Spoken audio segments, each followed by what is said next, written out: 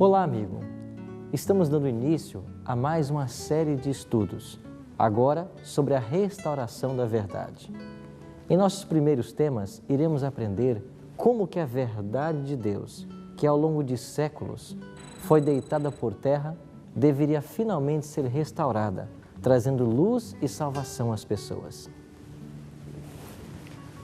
No século XVI, a Reforma, apresentando ao povo uma Bíblia aberta, procurava admissão em todos os países da Europa. Algumas nações a receberam com alegria, como mensageiro do céu. Porém, em alguns países, o papado conseguiu impedir-lhe a entrada e a luz do conhecimento da Escritura Sagrada foi quase totalmente excluído. Um desses países que rejeitou a luz foi a França, o que culminou nas cenas da Revolução de 1793. Aquela terrível carnificina foi apenas o resultado da supressão da Escritura Sagrada pelo homem.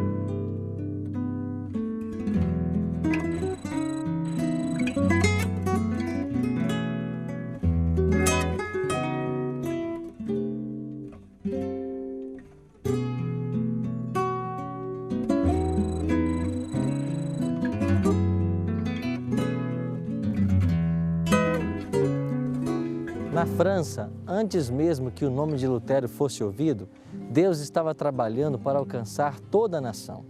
Um dos primeiros a receber a luz foi o idoso Lefebvre, professor da Universidade de Paris e sincero católico.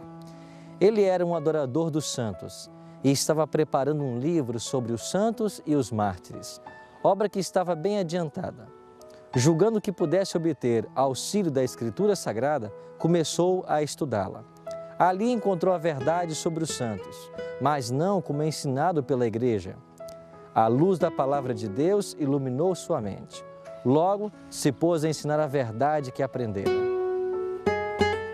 Lefebvre escreveu: "É Deus que dá, pela fé, a justiça que, somente pela graça, justifica para a vida eterna."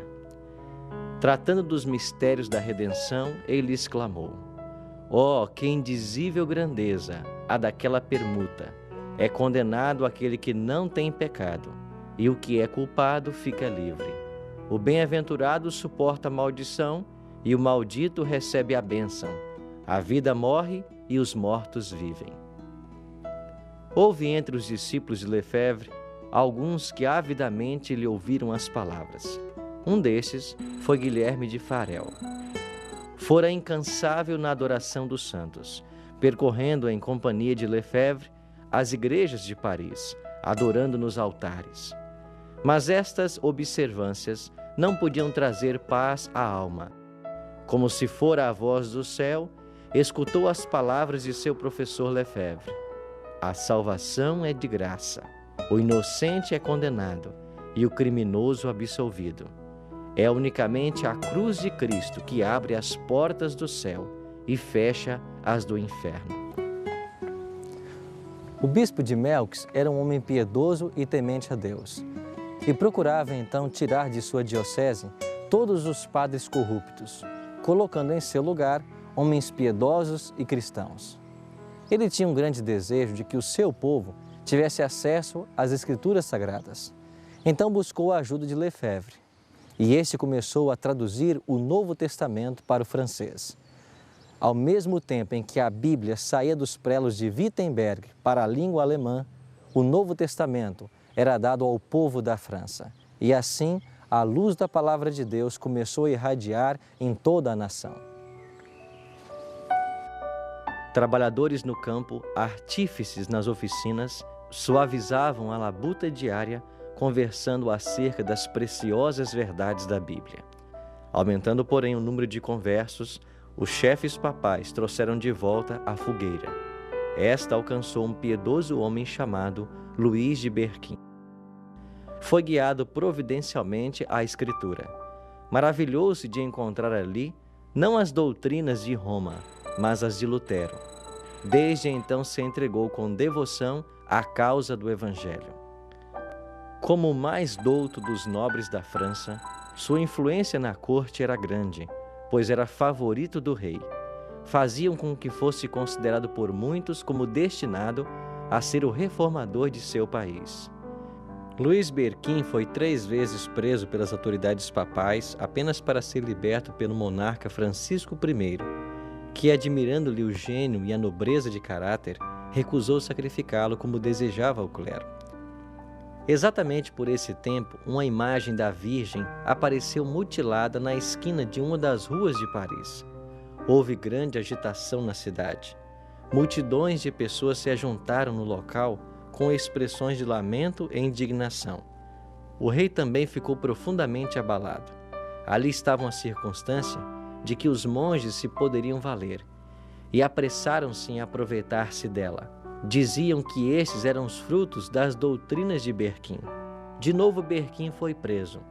O rei Francisco I saiu de Paris e os monges ficaram livres para agir à vontade.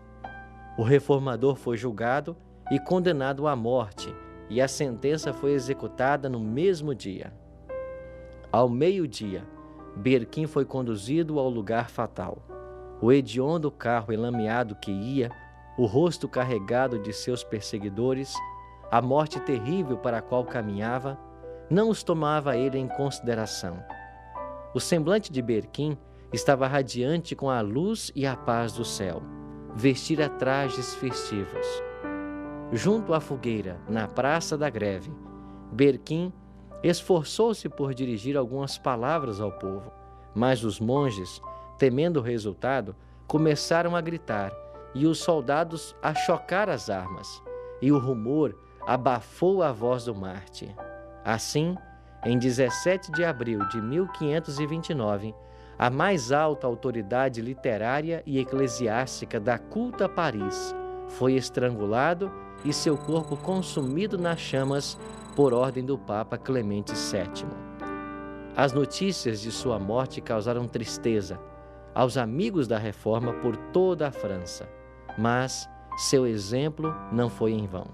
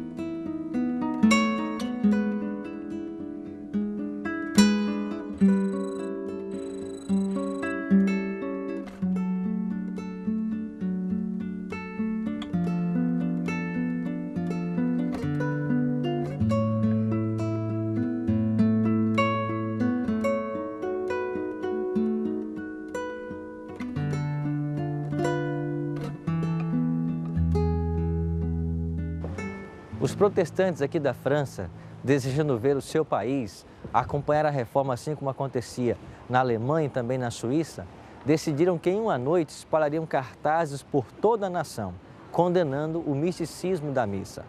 Um desses cartazes foi parar no Palácio Real. E então o rei interpretou mal esse cartaz. E ele, que não havia se aliado então à Igreja Romana, agora toma partido e resolve expulsar da França todos os protestantes. Pastor Tim, quais foram as consequências então para a reforma protestante aqui na França? Bem, a reforma aqui na França era de origem calvinista. E os calvinistas nesse país passaram a ser chamados de huguenotes. Nós não temos ideia clara da origem do termo, mas de qualquer forma muitos conflitos ocorreram. Os huguenotes criam que a França deveria se tornar um país protestante. Por sua vez, os católicos viam essa tentativa como uma grande ameaça à estabilidade nacional. Em 1562 foi promulgado um edito assegurando liberdade de culto aos huguenotes, mas que não surtiu praticamente o efeito desejado. Conflitos continuaram. Na noite de 23 de agosto de 1572, começou o famoso massacre de São Bartolomeu, iniciado aqui em Paris e estendendo-se às demais províncias da França onde haviam huguenotes. Calcula-se que aqui nesta cidade foram mortos 10.000 huguenotes e em toda a França cerca de 70.000 huguenotes.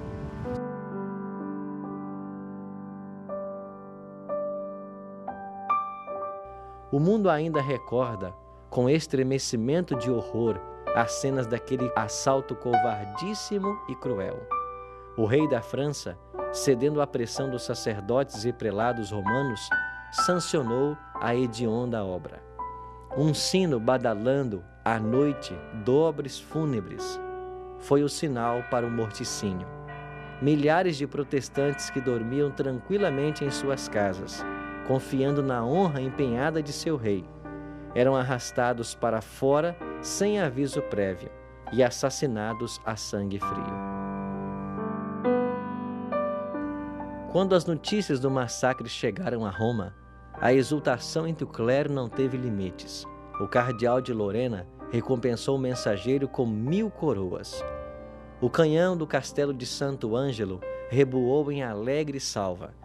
Os sinos tangeram em todos os campanários. Fogueiras festivas tornaram a noite em dia. E Gregório XIII, acompanhado dos cardeais e outros dignitários eclesiásticos, foi em longa procissão à igreja de São Luís.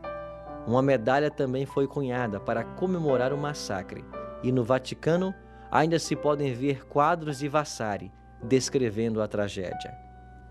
Quando a França rejeitou a dádiva do céu, lançou as sementes da anarquia e ruína, e a inevitável operação de causa e efeito resultou nas cenas da Revolução e no reinado de terror.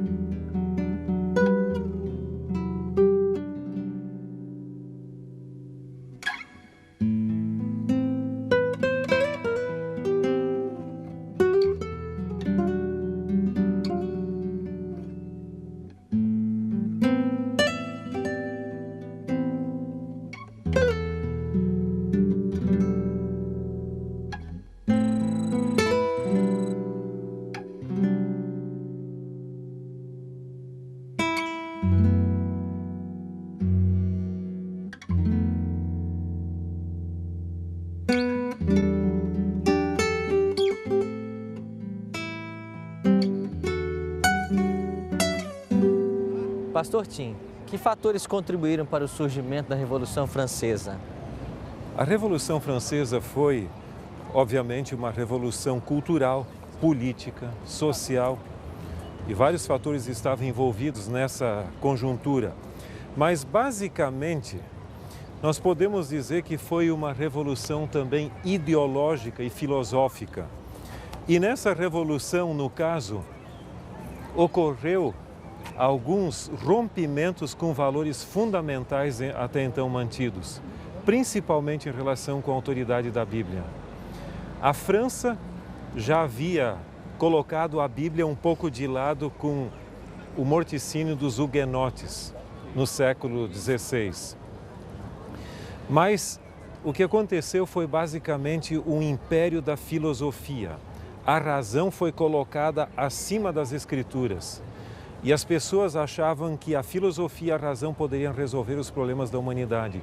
Em outras palavras, a Bíblia foi colocada de lado para que a razão pudesse imperar. E isso acabou, as consequências acabaram perdurando por 200 anos, praticamente até que o pós-modernismo acabasse gerando um novo paradigma. Quais foram as consequências que a Revolução Francesa trouxe à história do cristianismo? Como a revolução ideológica, onde a razão estava acima da fé, e o cristianismo é uma religião de fé, obviamente, a religião enfrentou sérias dificuldades nesse particular. Em outras palavras, tudo aquilo que não era historicamente comprovado, pelo que a gente conhecia, pelos anais da história, era tido como mítico, ou místico, como quiser, e deveria ser eliminado. Em outras palavras, teríamos que buscar o verdadeiro conceito histórico da religião. Por 200 anos, essa religião, o racionalismo prevaleceu, colocando o cristianismo praticamente em descrédito. É o que se chama de modernismo. Até que finalmente o ser humano chegou à conclusão de que a razão em si não consegue responder às mais profundas indagações existenciais, tanto do ser humano em si, da própria existência, como a existência de elementos sobrenaturais que ocorrem no mundo espiritualista e que não se tem resposta pela razão. A razão é fria e, finalmente, ela perdeu terreno sobre o impacto do pós-modernismo.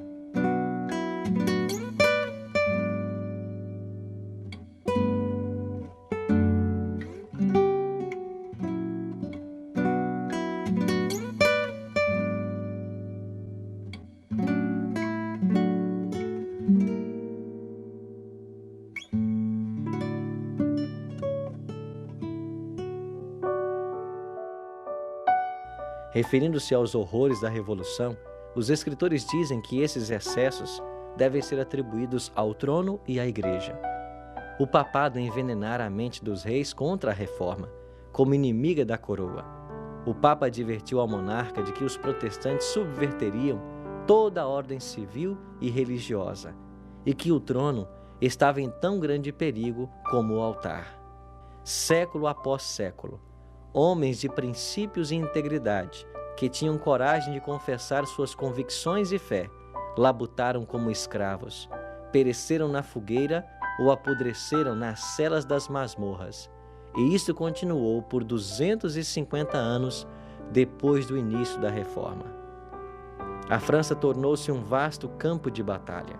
Em Paris, tumulto sucedia a tumulto, e os cidadãos estavam divididos numa mistura de facções, que não pareciam visar coisa alguma, a não ser a exterminação mútua. Os cadafalsos estavam manchados do sangue dos sacerdotes. As prisões, que em outro tempo se povoavam de huguenotes, estavam agora repletas com os membros do clero romano. O golpe final ao papado veio com a prisão do Papa Pio VI. Se o período de supremacia papal e perseguição à Igreja de Cristo, segundo o Apocalipse 12:6, deveria durar 1260 anos, e esse período havia começado em 538, quando o Papa foi colocado como cabeça de todas as igrejas, e recebe o poder temporal. Logo, este período deveria findar em 1798, pois foi justamente nesse ano que Napoleão Bonaparte ordenou a prisão do Papa.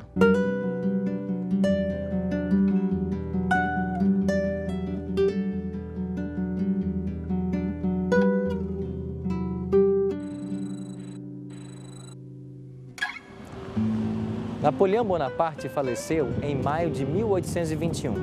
19 anos depois, em dezembro de 1840, o seu corpo veio aqui para Paris. Esse edifício dos Inválidos, construído durante o reinado de Luís XIV, foi feito para atender os soldados feridos em guerra. Hoje funciona como um museu.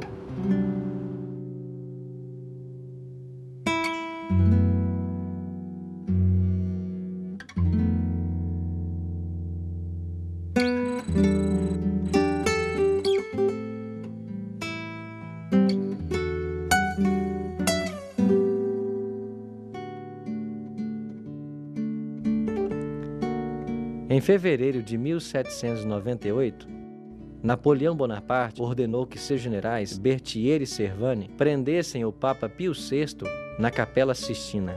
Nesse exato momento, estava terminando o grande período de supremacia papal, que havia durado 1260 anos. E aqui nós vemos a sepultura de Napoleão Bonaparte.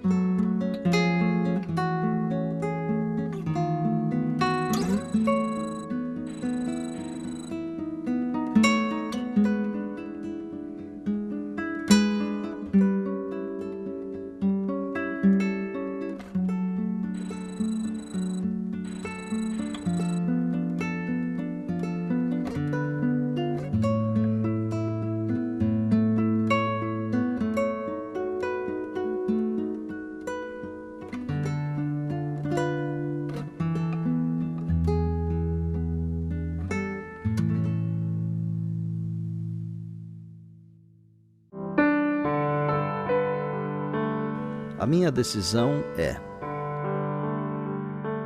após conhecer os resultados de se rejeitar a Deus e Sua palavra, desejo, pela graça de Deus, manter comunhão diária com o meu Criador através do estudo da Bíblia e ouvir todos os seus conselhos que podem me tornar sábio para a salvação.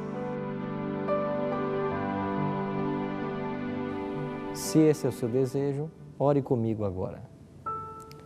Bondoso Deus e Pai, obrigado por aprendermos hoje os benefícios que a Tua palavra pode trazer para a nossa vida e também o alerta que hoje recebemos de todos os malefícios que podem sobrevir quando deixamos de ouvir a Tua voz.